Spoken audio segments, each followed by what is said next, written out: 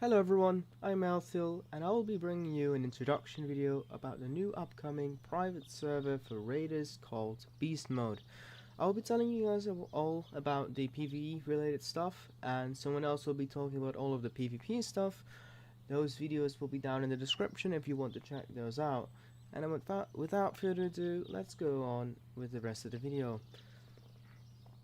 There will be 5 main subjects that I will be covering in this video. The first 2 will be things most likely you will already know about, so if you are not a new player, feel free to skip ahead to the third part of the video.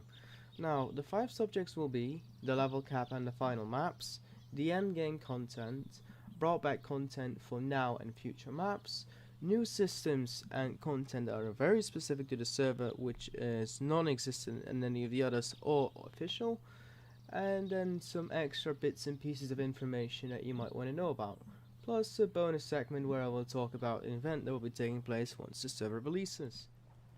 So, to start off the first segment of the categories, I'll be talking about the level cap and the maps that you'll be seeing at release.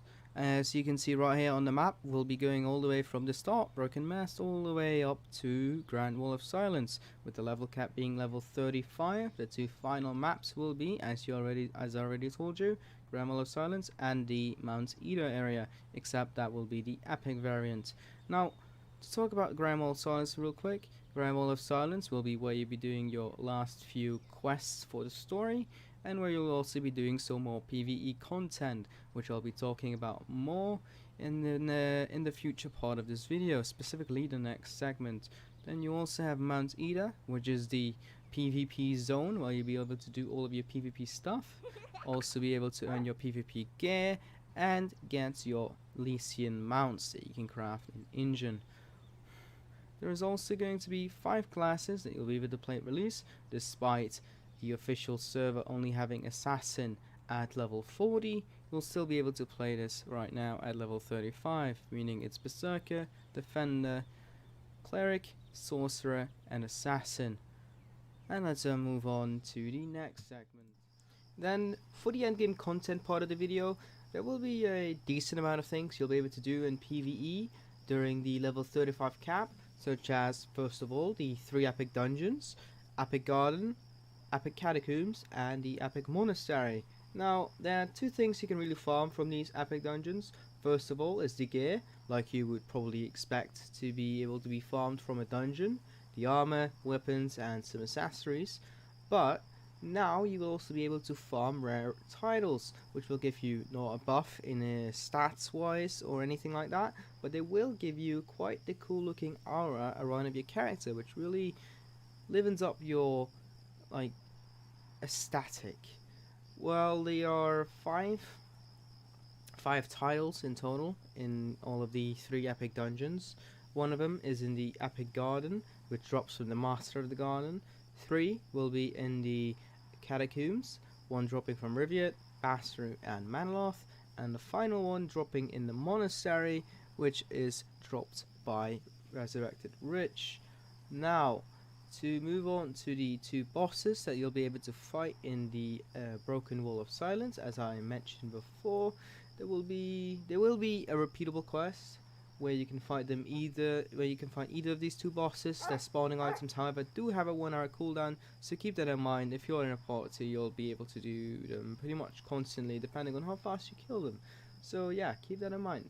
Both of them also drop their own items that you'll be able to use for your new weapons or accessories. There is also 2 new accessories, which is unique to both of the bosses, which I won't be spoiling. You'll have to find that one out yourself. And then the last thing that you can really do PvE wise, at least in the big content, will be farming the Hellhound 1 here in Engine. You get to fight the bosses from this specific area in either the solo instances or the party instances. And there is also a place where you will be farming your earrings accessories. One small note to make, however, is that both the epic dungeons and the Hellhound runs have daily runs or daily keys, however you would like to call or phrase it. The epic dungeon gives you 3 keys per day from the daily that you can do near the dungeon itself, while the Hellhound one gives you 5 keys a day. However, at this moment they do not decay, so you can save up the keys and use them all at once if you would like to. And yeah, That's what you can do if you save them up. Do like a bunch of runs all at once. And let's end this shorter section of the entire video and move on to the things that have been brought back into the server. As you can see, I made my way over here next to the Wandering Minstrel Rhyme. However, it is not the minstrel that has been brought back, it has actually in fact been the musician questline that has been. You will need this quest and finish the quest line before you can craft any of the instruments that are in the game, most of which will be in RaiderZ, at least the most useful ones will be. And yeah, they're going to be a rather nice thing to be going for, seeing that they work as a rather nice pastime. They'll just have a bit of fun, or if you're looking for a more functional use, they can also regenerate your HP or energy on a cooldown, of course. I'll be showing you a bit of a summary on how to get the quest line done in general to get your very own instruments. To start out the quest, you just have to head over to this archway near to the lighthouse in Ingen, followed by simply playing it wherever you like. I walked all the way over to the ocean for a nice view to play it. And once you've done that, you just walk back to the Wandering Minstrel to complete the quest. Keep in mind, however, that you do need to be level 15 to even start this quest, so don't go thinking you can immediately run over to this guy and do the quest. However, if you do finish the quest at the level 15 mark, then you'll probably have to wait a bit before you can do the next quest, which will be all the way over in RaiderZ, where you'll have to kill the Elis for her harp. After you completed both of those quests and you've reached level 35, you'll be able to start the final quest chain from a guy down in RaiderZ.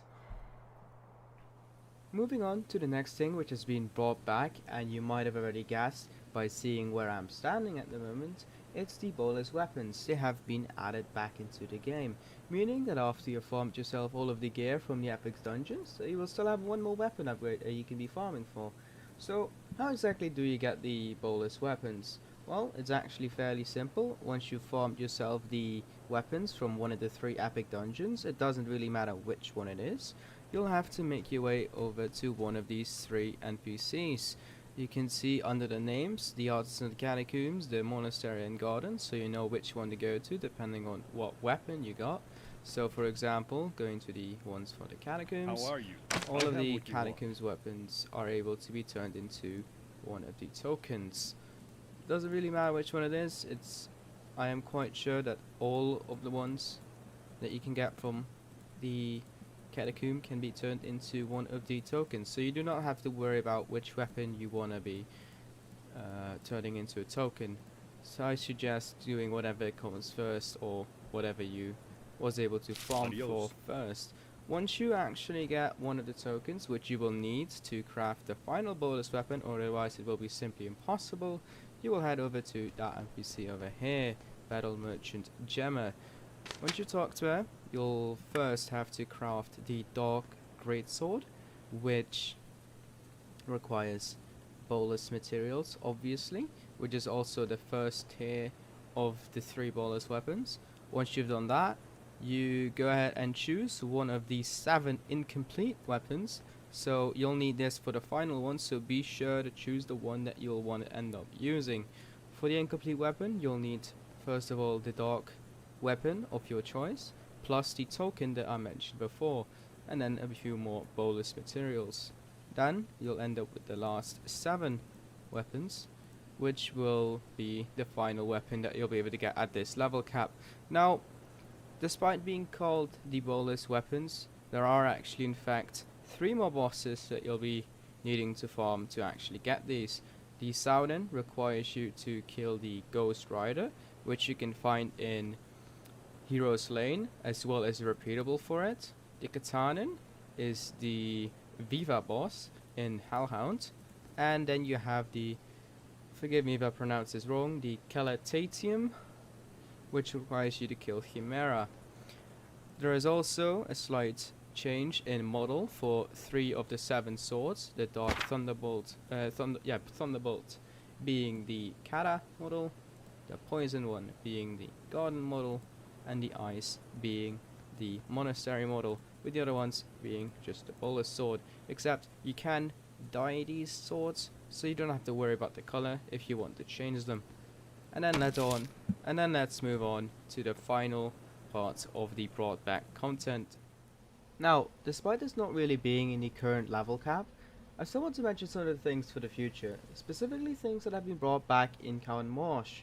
Mainly 3 things that I'll be quickly going over that have been fixed and or brought back. The first thing that has been fixed are the dialogues and text in the entire map to normal English again, because some of the other private servers were having a bit of an issue with English, which was most notably bad during the Bonbon Slave quest. The second thing that has been fixed / brought back is the complete Cynthia boss moveset. This includes the dungeon and the field one. She will now have all of her skills and her moves again that she used to have in the official server. I cannot quite recall how many there were in total, but yes, she now has it all back, so that should make her a bit more challenging again. The last thing that has been added are the mechanics of the temple arenas. All of the mechanics that used to be in the official servers have been added back, like the torching at Prology for example. However, they have been altered a slight bit to make the dungeon in general just a little bit better. And with all of that information out of the way, we can put a close to this category and move on to the juiciest bit, which is going to be the new content that is unique to this server and this server alone. So, to start off with the new functions, I added back to engine so I can show you one of the first new functions that has been added to the BeastMode server. Now, behind me are the material traders, which you already know about. However, as you can see, Jabal has gotten a bit of a brother, or some kind of other family member. I can't quite say for sure, I am not into the lore, but we already know Jabal turns your lower level materials into higher level materials. And you probably already guessed it, Abel does the opposite. So if we take a look at his trading screen, you can see right here, so if I'll take a look at the steel fragment box, you can see 1 steel bullion goes over to a box of 3 steel fragments. Yes, now you'll be able to turn the higher level materials into low level materials, and every single trade will hand you 3 of the low level materials. Now, what this will mostly do for you is that if you need lower level materials for something, it will be unnecessary to go and farm those materials, because you can now just turn the materials you already have and are actually worth farming for into the lower level materials, saving you quite some time. Now, there's one more thing I want to mention, which we won't be seeing right now, but we will be seeing in the future after the Cowan Marsh release, will be the fact that coming with the Arambis volcano map and the new materials that will be in there, you'll be able to turn the materials from the Cowan Marsh ones into the materials from Arambis. However, do note that at release of the map, they will be at quite the higher price. For example, it takes 5 maple wood, black oak wood, to turn into 1 maple wood. For example, it probably would be like 20 of the maple wood for 1 of the Arambis wood, mostly to prevent people from immediately getting all of the materials right from the get-go. So this will also add a bit of meaning to farming materials before you actually head into a new map. Next up on the new systems that have been added is something you might have noticed already throughout the video if you paid close attention. What I'm talking about is at the minimap right here, and if you look closely you'll see a new icon called the Enchant Preview. Once you click on it, this window will open up and you'll see all kinds of things. Now, what does the Enchant Preview do? The title should already be rather self-explanatory, but I'll just make it a bit more clear. So, let's take for example the 200 swords. I wanted to go and look at one of the weapons, and I want to look at the Purified Greatsword. Right here, when you click on it, you will see the stats of the Purified Greatsword +1 enchant, and all of the corresponding stats. The only thing that you will not be seeing in this window in general are the amount of jewels that go on it and the possible effect that would be on it. But for the rest, you can see all of these stats, and that goes from +1 all the way up to +9. So if I want to check out what this weapon is at on +5, I can just click it and it shows the stats. At +9, I can click it and it shows me the stats. This is particularly useful if you want to compare gear. For example, I currently have my purified greatsword at +7. That is this kind of attack. How much enchant would I need to, for example, the final weapon, which is for I'm just gonna take the Dark Thunderbolt greatsword. How much of an enchant do I need before I actually go over these stats? So I click on this. It was 563 before, which is already overthrown at like +3. So this way you can check out and compare weapons stat wise, and it goes for every single weapon type and every single armor type. And that's pretty much everything that the tool will show you. Quite a useful tool in my own opinion, something I'll probably be using quite a lot myself. And yeah, let's move on to the next new system. For probably the biggest new system that has been added, one that will probably also be expanded more in the future, is the new overhaul of the faction system. You remember how in the past factions were not really worth all that much? You had the PvP factions with their own bonuses and stuff you could earn, and then you had the PvE ones, who pretty much meant nothing to you. There were dailies for them, but with really no point in doing them. Well, with the new overhaul of the system, factions have become a bit more useful, important, and less in the background. To find out what they do, we just have to head inside of the alchemist office here in RaiderZ. Once you walk outside and you take a look at the left side here, there has been a new NPC added called Consul Voltaine of the faction department of Rendell. Once you talk to him, you can see a bunch of text which you could read on your own, and then at the bottom there are 4 factions. There are however 5 factions that have been overhauled by this, but the 5th one doesn't give you a buff like these do. They offer you another bonus which I will show later. So what this system does is the higher your rating or friendship level is with a faction, the better the buff. If you are neutral, you will gain no buff. If you are friendly, you will gain a better buff. If you are very friendly, an even better buff, and are trustworthy, you will be getting the best buff that the faction can offer. The factions are like here, Adrikin's Collection, which currently I am friendly with, same with the Letier's Jewelers, and then these 3 which belong to the Epic Dungeons. Now, how do you level these factions? It's pretty easy. The 3 dungeon factions, you get a small amount of reputation for every mob that you kill, and most reputation for the daily and repeat quests that you do. And RaiderZ Collection and Letier's Jewelers, you just do 2 dailies for both of them per day to gain their favor or friendship, I should call it. Now, I will not spoil what any of the buffs are that the factions offer you. I will only show you what the RaiderZ Collection gives you, but I can tell you that they are rather nice to have. So Adios. let's move over to the RaiderZ Collection to show you what they offer you. So over here at RaiderZ Collection, there is one extra thing that you'll be able to get for your faction bonus or your faction friendliness. Once you talk to the costume artisan Mimi, you'll be able to see the extra costumes. The invisible hat already existed, and then you have all of the others, which as you can see on the right requires reputation. Friendly, friendly, very friendly, all the way up to trustworthy. For a decent amount of the hat's costumes. There is also an NPC like this in Engine, which is at the cloth and leather crafter. And yeah, that's pretty much all of the things that this faction will be giving you. And then without further ado, let's move on to the last few new systems that are upcoming and won't be in the current level cap. There will be 3 main things that will be new in the future, with one only being in Cowan Marsh, and the other starting at Cowan Marsh and continuing a trend for every map that follows it.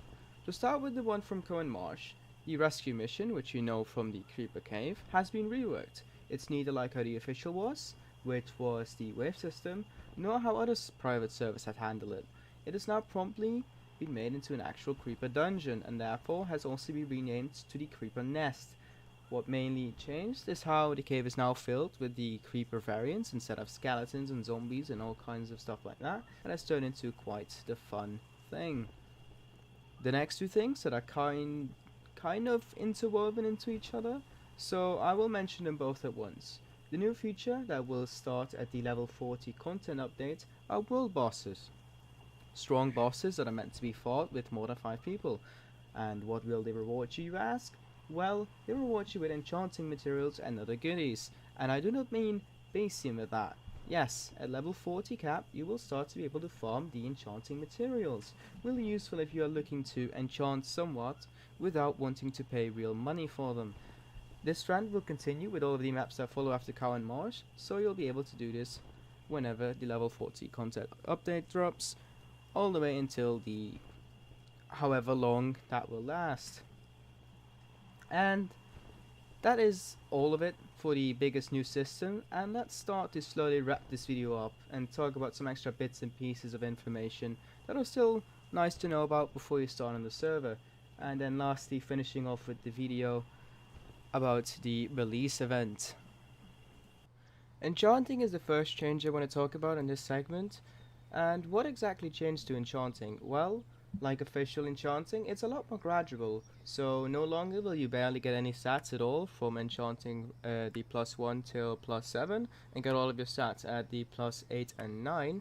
Now the enchants will be a lot more gradual from the start on, meaning that you will already have a fair boost in power from getting your +6 enchantment. Talking about the +6 enchantment, like the +3 checkpoints where you can't drop below it once you reach it, you also can't drop below the +6 enchantment anymore once you reach that point, meaning you don't have to continuously worry about going up back to it if you feel at the +7 or higher, meaning that you'll have an easier time actually going to the +7, 8 and 9. Next up on the list is the costume and wing previewing, which I'll quickly show off right here at the Zen shop. If you head over to the costumes and then, for example, go to the wings, there is now a check button where you can go and check out what it looks like. For example, I go click on the Sapphire Angel wings and they will show up on my character. Click on the Redeemers, it shows up on my character, and that goes for all of the wings, meaning you'll have a bit of a preview on what they will look like on your character before you actually buy them. The same goes for the where are they? Packages for the costumes, where you can click on it and see what they look like. For if you didn't know already, if you are a veteran, you probably already know what all of these look like. But if you're new, this would be quite useful to know what you're actually getting. There has also been a slight change in the costume making, which now, instead of having the costume potion, which you usually had, and just applying that to a piece of gear to turn it into a costume, now there are 10 different NPCs, 2 of which are in Injun at the Hannah's Boutique and at the Forge, 2 others are in Rietz at the Gurada Barbary and Boscos, 4 can be found in Ida and the Epic Ida, which you can both find at the PvP factions camps, so at the Trolls and at the Ogres, and the last 2 can be found in the Heroes Lane village and at the Riodas next to the monastery. Lastly, let's talk about Zen, where I will also be mentioning the bonus I've been talking about throughout the video. Firstly, there are currently no plans to let Zen be earnable by just being online. Mostly, this has been done to prevent people from AFKing needlessly in Injun or wherever they were to earn Zen, which drains the server's resources and brings down performance. However, during the event, where you will be awarded with a certain amount of Zen, either per week or per month, you will still be able to earn some Zen at the release of the server. The duration of this event is not 100% certain yet, however, but you will surely get a nice amount of Zen at the start of the server's release, which you'll be able to use for anything that's really in the Zen store. There will also be one more way to possibly earn Zen, which is with the events that are going to be hosted on the server from time to time, with their own awards and goodies. Now, with all of that covered, we have reached the end of the video. I hope I've been able to tell you all enough about all of the things you wanted to know about the upcoming BeastMode server, and if you're looking to know more about the PvP, be sure to click the link down in the description to check that one out as well. Same goes for the other server related things such as the website and the Discord. And with that, goodbye.